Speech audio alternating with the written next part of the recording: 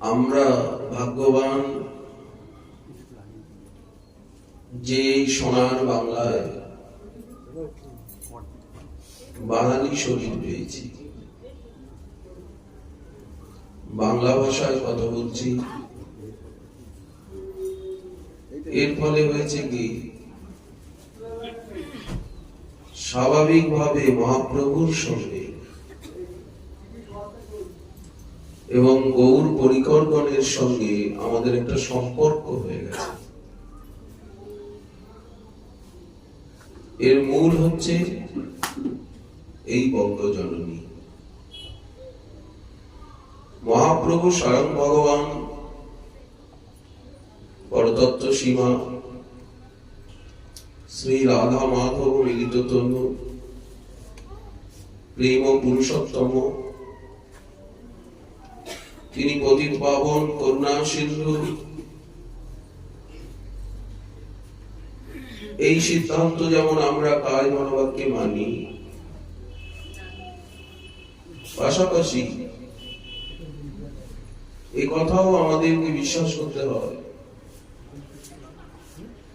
যে উনি এই সোনার বাংলায় বাঙালির ঘরে ভগবান এসেছে।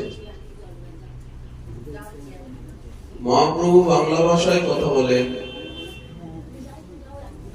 গৌর পরিকরগণ বাংলা ভাষাকে মাতৃভাষা বলে মেনে নিয়েছেন, মাতৃভূমি বলে মেনে নিয়েছেন। এই জন্য গৌর পার্ষদগণের যত রচনা সম্ভার, তাদের রচনাগুলি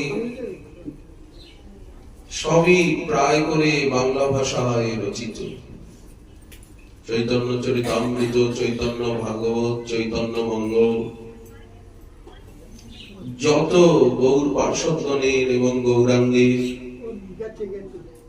লীলা কথা যেখানে যেখানে যে যে গ্রন্থে আছে,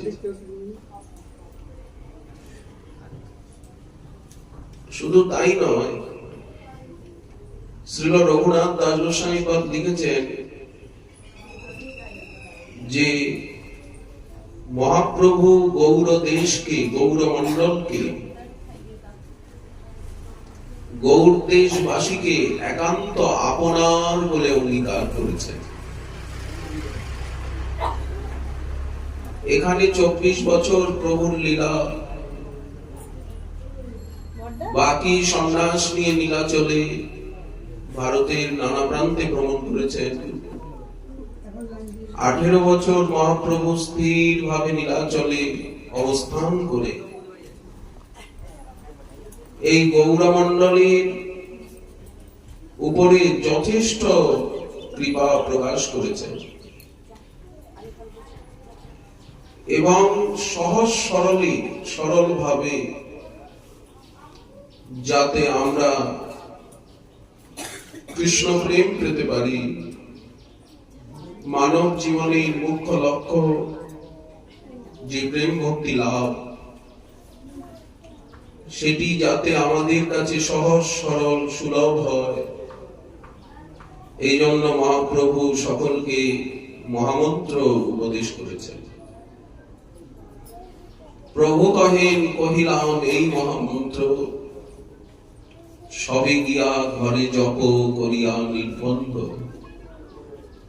আমাদেরকে মহামন্ত্রের জপ শিখিয়েছেন, উনি হাতে ধরে নিজে জপ করে, ইহা হইতে সর্বসিদ্ধি হইবে সবার, আমরা সবকিছু পাবো, সর্বক্ষণ বল ইথে বিধি নাহিয়া। সব সময় বলতে বলেছেন, সংকীর্তন করতে বলেছেন। সর্বপ্রথম প্রভু গয়াধামের থেকে এসে নিজে এই সংকীর্তন আরম্ভ করেছেন ছাত্রগণকে নিয়ে। অনর্গল কৃষ্ণ কথা বলেছেন, এমনকি ব্যাকরণ পড়াতে বসে ছাত্রগণকেও ব্যাকরণের সূত্রে, দৃষ্টান্তে, উদাহরণে কৃষ্ণ নাম কৃষ্ণ লীলাই দেখিয়েছেন। সন্ন্যাসীর পূর্বরাত্রে বিদায়ের প্রাক্কালে নদিয়াবাসীর সব প্রতি প্রভুর শেষ উপদেশ, যদি আমার প্রতি স্নেহ থাকে সবার, তবে কৃষ্ণ ব্যতিরিক্ত না গাইবে আর। তোমরা বলো কৃষ্ণ, ভজ কৃষ্ণ, কর কৃষ্ণ শিক্ষা। কৃষ্ণ কথা বলো,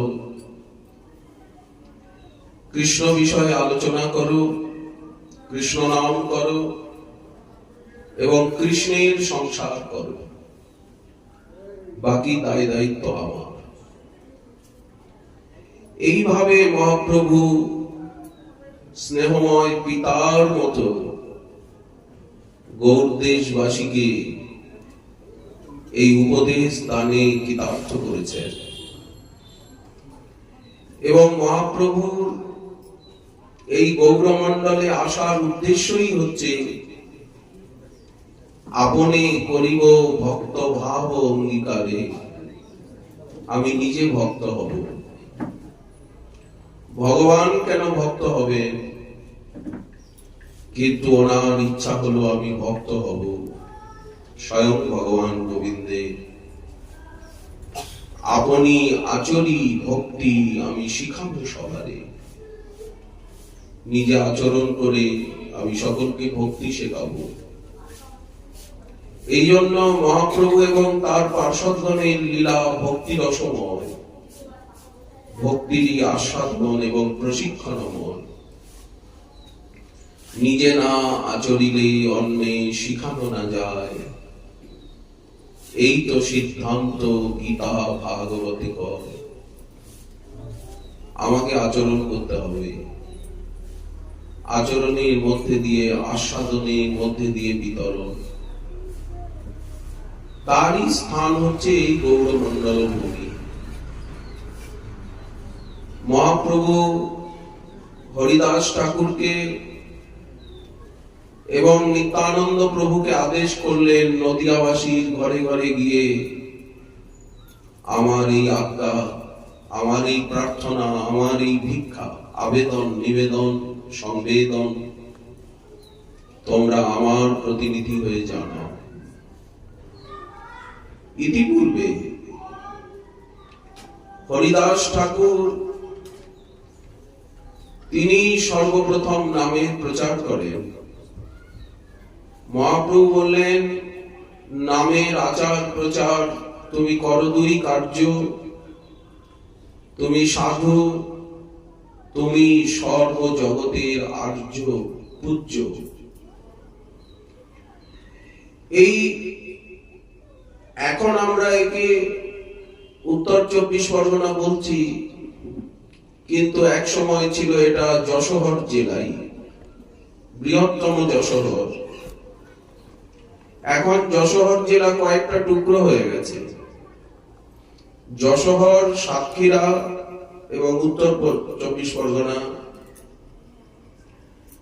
তো এখানের আবহাওয়া, আকাশ বাতাস, ভূমি বলে দেয় এ চিন্ময়ী ভূমি, হরিদাস ঠাকুরের দেশ। যশোহরের বুরন গ্রামেতে অবতীর্ণ হরিদাস, সেই সৌভাগ্যে সে দেশে কীর্তন প্রকাশ। আজ যে আমরা এখানে ভক্তির প্রচার দেখতে পাচ্ছি, হরিনাম সংকীর্তন, এই দিকে আকর্ষণ, এর মূলে রয়েছে লোকনাথ গোস্বামী পাদের কৃপা, হরিদাস ঠাকুরের কৃপা। শ্রীল লোকনাথ গোস্বামী পাদ যশোহরের তালখড়ি গ্রামে আবির্ভূত হন। তার পিতা পদ্মনাভ চক্রবর্তী, তিনি অদ্বৈত আচার্য প্রভুর প্রিয় শিষ্য।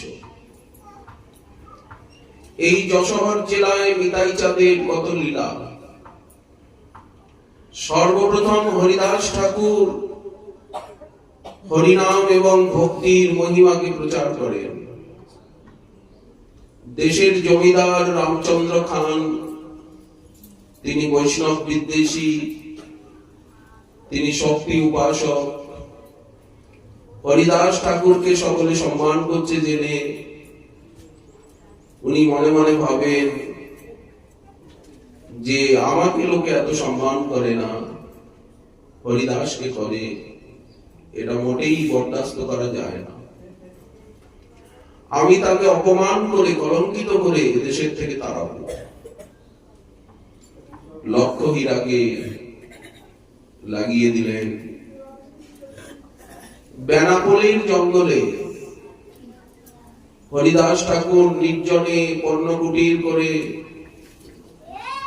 আর উনি নাম সাধনা করছিলেন। এই যে সংখ্যা নাম, সংখ্যা পূর্বক নাম দান নতিভি কালা বসানিকৃত। এই সংখ্যা নামের প্রথম আদর্শ শ্রীনামাচার্য হরিদাস ঠাকুর। তখন মহাপ্রভুর অবতার হয়নি, নিতাই চাঁদও আসেননি। এখান থেকে বেনাপোল বেশি দূর নয়। সেই বেনাপোলের জঙ্গলে হরিদাস ঠাকুর সাধন করছেন। 3 লক্ষ হরিনাম করেন, সর্বদা উচ্চেশ্বরে হরিনাম করেন। কত বাদ, কত প্রতিবাদ, কত বিদ্বেষ। কেন হরিনাম করবে? কেন চিৎকার চেঁচামেচি করবে? কেন দেব দেবীর পুজো করবে না? কেন কৃষ্ণকে সর্বোপরি বলে মানবে? নানা প্রশ্নের সম্মুখীন হতে হয়েছিল। সেকালের দিনে সমাজপতি যারা, সমাজের শাসক যারা, তারা ভক্তকে সর্বদা হেয় দৃষ্টিতে দেখেছেন। ভক্তের সঙ্গে তারা প্রতিদ্বন্দ্বিতা করেছেন। সেকালের দিনে ধর্ম বলতে চণ্ডী বিষহরীর পূজা, মনসা মঙ্গল, নানা যাত্রা, নানা প্রকার মদ্য মাংস, প্রাণী হিংসা, এগুলি ছিল সেকালের ধর্ম বলে। যেগুলি কলির স্থান, যেগুলিকে বর্জন করতে শাস্ত্র আদেশ করেছেন। যে 4টি সদাচারের কথা আমরা সর্বদাই বলে থাকি, সেই সদাচারের বিরুদ্ধতাই ছিল সেকালে ধর্ম বলে বিবেচিত। বিষয়ে সকলে মত্ত, নাহি কৃষ্ণ নাম তত্ত্ব, ভক্তি শূন্য হইল অবনী। নিজ কন্যা পুত্রোৎসবে ধন ব্যয় করে সবে, নাহি অন্য শুভ কর্ম লেশ।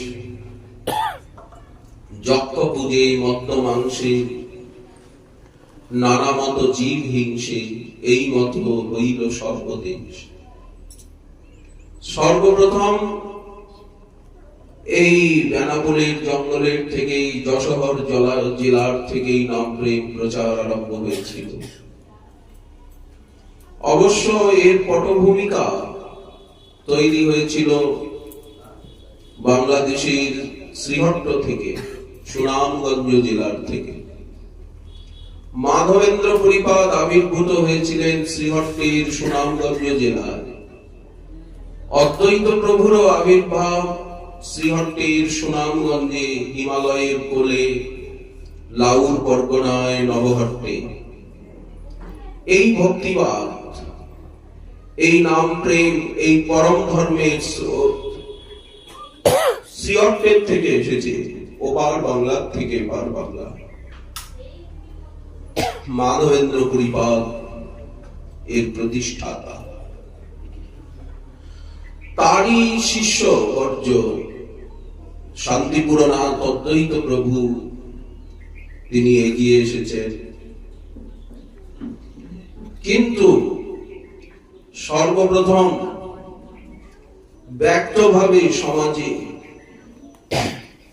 বিরোধিতা পূর্বক সর্বত্র পরিভ্রমণ করে আর নাম প্রেম প্রচার প্রারম্ভ করেন আমাদের হরিদাস ঠাকুর। আরম্ভ হয় যশোর জেলার থেকে। শাসনতন্ত্র এবং শাসকের বিরুদ্ধে প্রতিবাদ প্রারম্ভ হয় এই বেনাপোলের জঙ্গলের থেকে। সে কথা ভুলে গেলে হবে না।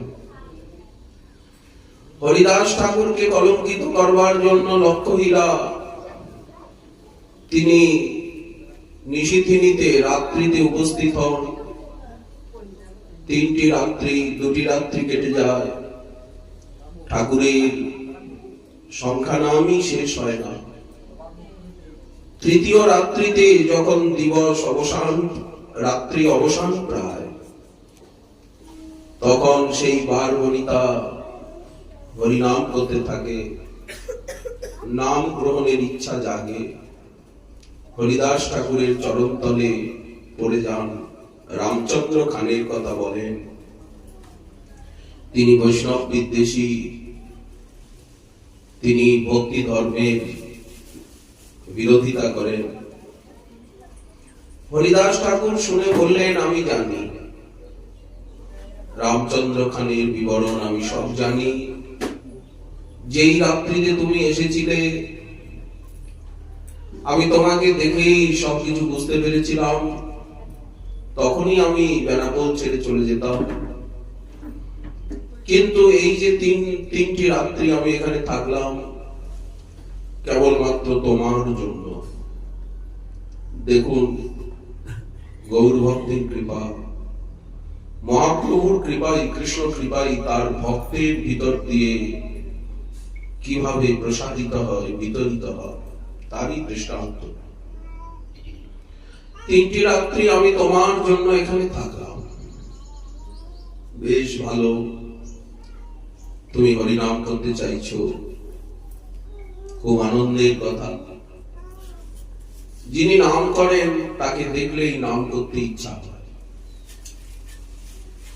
ভক্তের দর্শনে ভক্তি, ভক্তের কাছের থেকেই ভক্তি পাওয়া যায়।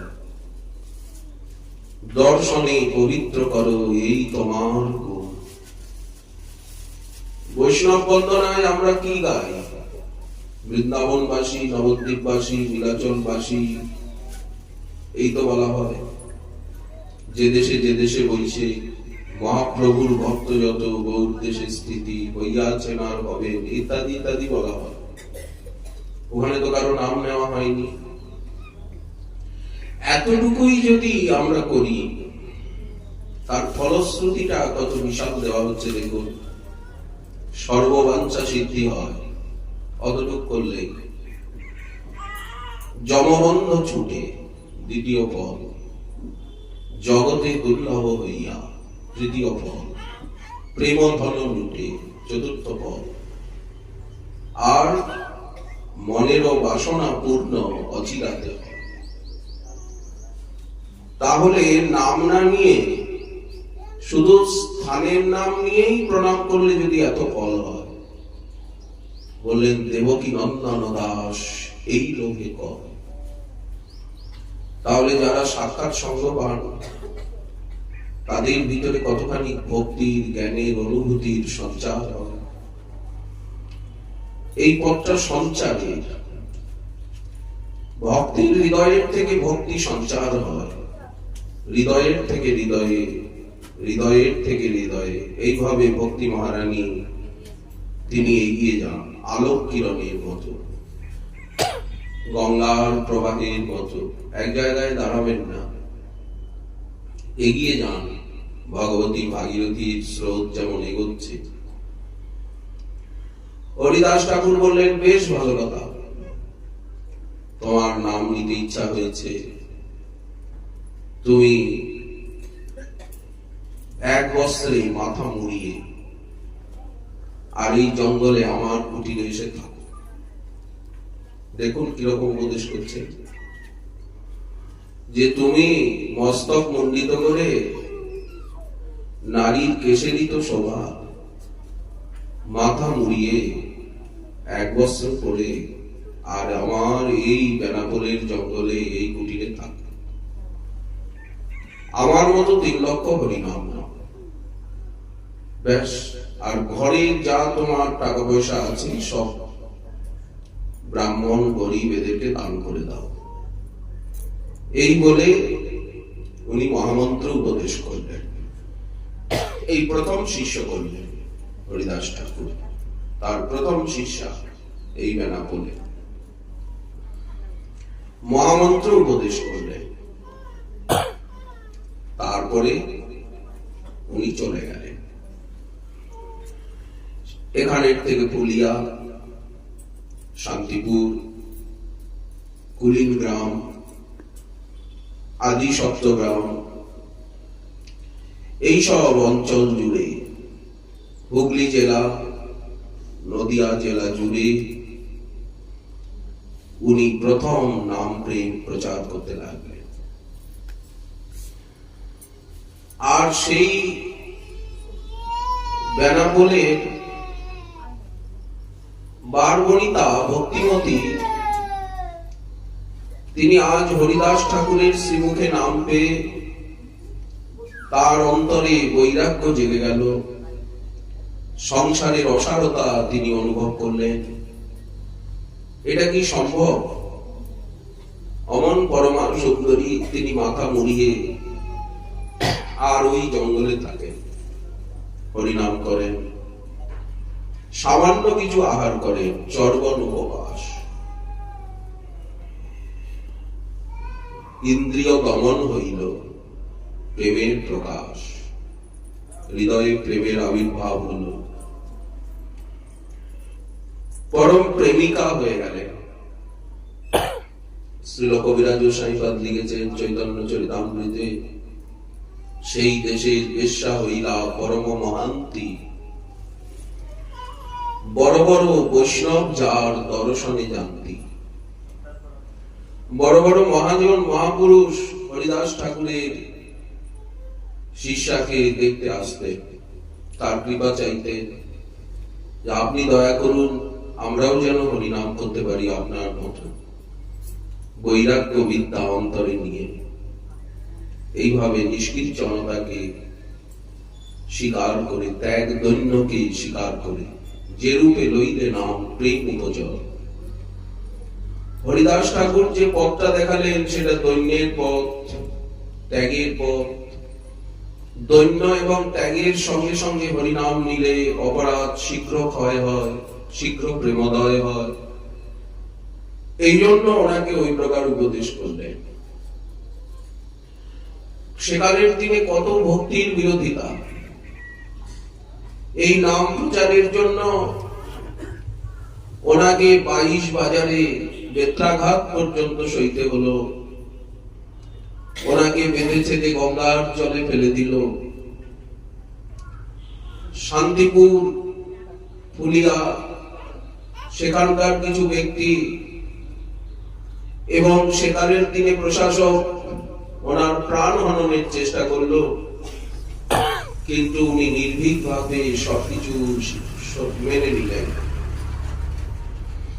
আদি সপ্তগ্রামে রঘুনাথ দাস গোস্বামীপাদের পিতা হিরণ্য গোবর্ধন মজুমদার সেখানে রাজসভায় নিয়ে গিয়েছেন হরিদাস ঠাকুরকে।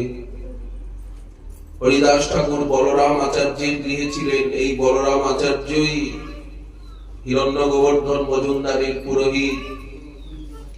উনি নিয়ে গেলেন রাজসভায়, সকলে ওনাকে আদর অভ্যর্থনা করলেন, উচ্চ আসনে বসালেন। তখন বলরাম আচার্য বললেন ইনি সর্বদা হরিনাম করেন, অতএব উনি নামের মহিমা প্রসঙ্গ তুললেন। নাম গ্রহণই হচ্ছে পরম ধর্ম। আমরা যা কিছু করি এটা ধর্ম, কিন্তু ভগবানের ভজন হচ্ছে পরম ধর্ম। ধর্ম এবং পরম ধর্মে ভেদ রয়েছে। ধর্ম এবং পরম ধর্মকে এক করলে চলবে না। আমরা আপাতত যা বুঝি এটা ধর্ম, বর্ণ ধর্ম, আশ্রম ধর্ম, কিন্তু গীতা আমাদেরকে যা শিক্ষা দেন, ভাগবত যা শিক্ষা দেন, সেটি পরম ধর্ম। পরম ধর্ম হচ্ছে ভক্তি, ভগবানের আরাধনা, নবধা ভক্তি, শ্রবণ কীর্তন স্মরণ বন্দন পাদ সেবন দাস্যরে পূজন সখীজন আত্মনিবেদন গোবিন্দ দাস অভিলাষীরে। একেই পরম ধর্ম বলা হয়। সেই পরম ধর্মের মধ্যেও আবার এই যে হরিনাম গ্রহণ, হরিনাম সংকীর্তন, এ সর্বোপরি সর্বমহাপ্রায়শ্চিত্ত যে প্রভুর নাম, যার নাম লইতে সংসার বন্ধ ঘুচে। হরিদাস ঠাকুর এই সিদ্ধান্ত প্রচার করছেন। এর মূল স্থান এই বঙ্গভূমি, এই বঙ্গজননী, এই গৌরমণ্ডল, এখান থেকে আরম্ভ হল। তো যখন আদি সপ্তগ্রামে হিরণ্য গোবর্ধন মজুমদারের সভায় হরিদাস ঠাকুর নামের মহিমা বলছিলেন, তখন গোপাল চক্রবর্তী বলে একজন যুবক ব্রাহ্মণ, ওখানে কেরানির কাজ করেন, তিনি প্রতিবাদ করলেন। বললেন, হরিনামের, আপনি যে বলছেন হরিনামের আভাসেই মুক্তি হয়, নামের ফলে কৃষ্ণ পদে প্রেম উপজয়, এই সিদ্ধান্ত মানি না। বহু জন্ম সাধন করেও যে মুক্তি অসম্ভব, সেই মুক্তি হরিনামের আভাসে কি করে হবে? উনি তার্কিক, উনি ব্রহ্মবাদী, উনি মায়াবাদী। তো যারা বহির্মুখ, যারা তার্কিক, মায়াবাদী, ব্রহ্মবাদী, তাদের হরিনামের মহিমা কখনোই গোচর নয়। তারা কেন বিশ্বাস করবে? গোপাল চক্রবর্তী প্রতিবাদ করেন, বলেন যে নামের আভাসে যদি মুক্তি হয় তো আপনি নাক কেটে প্রতিজ্ঞা করুন, তা না হলে আপনার নাক কাটবো। তখন বলরাম আচার্য বলেন, তুমি যুবক, তুমি তার্কিক, তুমি ব্রহ্মবাদী, তুমি নামের মহিমা কি করে বুঝবে? হরিনাম না করলে কি নামের মহিমা বোঝা যায়? ভজন না করলে কি ভক্তির মহিমা বোঝা যায়? তুমি হরিনাম করো, যে হরিনামের মহিমা বুঝবে। তুমি হরিদাস ঠাকুরের অপমান করলে। এখানে একটা সৌজন্যমূলক আলোচনা চলছিল, এখানে নাক কাটার প্রসঙ্গ তুললে কেন? হিরণ্য গোবর্ধন মজুমদার তাকে সভার থেকে বহিষ্কার করলেন, বললেন, আজ থেকে তোমার চাকরি গেল, তুমি এখানে আর আসবে না, মুখ দেখাবে না। বলার তাৎপর্য, সেখানে সেকালের দিনের যারা শিক্ষিত, যারা সমাজপতি, তারা ভক্তির কতটা বিরোধিতা করতেন, আজও করেন। ভক্তিকে পরম ধর্ম বলে মানেন না, সাধারণ ব্যবহারিক ধর্মকেই তারা ধর্ম বলে মানে, তারই প্রাধান্য দেয়। আর বর্তমানে তো নাস্তিকতাই বেশি, সব দিকেই নাস্তিকতা, এরই স্রোত। তো হরিদাস ঠাকুর কিছু বললেন না, উনি ফুলিয়ায় চলে এলেন। কিন্তু এই যে অপরাধ হয়ে গেল, না হরিনামের মহিমাকে আন্তরিকতার সঙ্গে স্বীকার না করাও নাম অপরাধ। তো এই নাম অপরাধে গোপাল চক্রবর্তীর সুন্দর নাসিকা কুষ্ঠ রোগে গলে গেল। ওই আঙুল নাচিয়ে কথা বলেছিলেন, আঙুলগুলো কুষ্ঠ রোগে বিকৃত হয়ে গেল।